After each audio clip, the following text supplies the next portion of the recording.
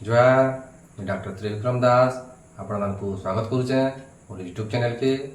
ଆଜି ଭିଡ଼ିଓନୁ ମୁଁ ଆପଣମାନଙ୍କୁ 3 ମାସର ଛୁଆ କାଣା କାଣା କରିପାରବା ଆଉ ତାର ବିକାଶ ବାବଦରେ ବତାବି। ଛୁଆ ଜନ୍ମ ହେଲା ପରେ ତାର ଶାରୀରିକ ଆଉ ମାନସିକ ବିକାଶ ଆଗକେ ବଢ଼ି ଚାଲିଥିସି।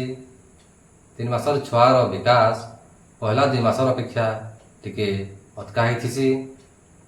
ଛୁଆର ଓଜନ ତା ଜନ୍ମ ସମୟଥି ଯେତେ ଓଜନ ଥିସି ତାନୁ 2 କେଜି ତକ ଅଟକା ହେଇଯାଏସି। 3 ମାସର ଛୁଆ ତାର ମା ବୁଆକେ ଦୂରୁ ଚିହ୍ନି ପାରସି।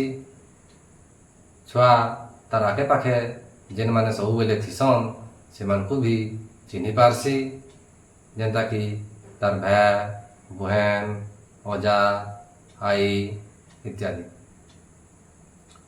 3 ମାସର ଛୁଆ ଜନାଶୁନା ଆବାଜ ଶୁଣିଲେ ଖୁସ୍ ହେଇଯାଏସି। ଆବାଜ ଯେନ୍ ଆଡ଼ୁ ଆସୁଥିସି ସେ ଆଡ଼କେ ମୁଡ଼ ବୁଲେଇ କରି ଦେଖବାକେ ଚେଷ୍ଟା କରସି।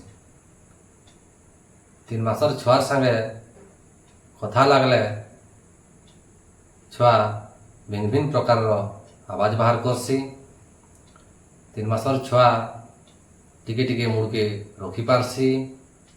3 ମାସର ଛୁଆ ଖେଲନାକେ ଦେଖଲେ ଖୁସ୍ ହେଇଯାଏସି। ଖେଲନାକେ ଧରିକରି ଖେଲବାକେ ଚେଷ୍ଟା କରସି।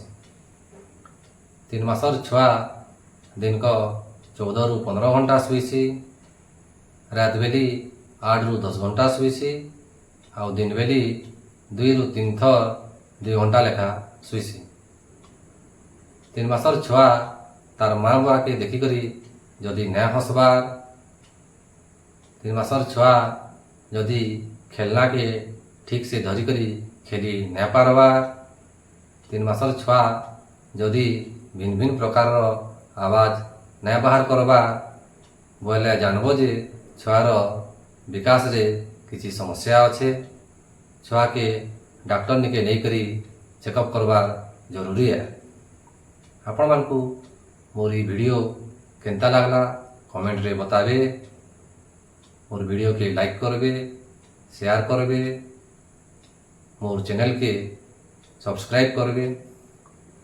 फिर भेट पमा आ गोटे वीडियो नु। जय।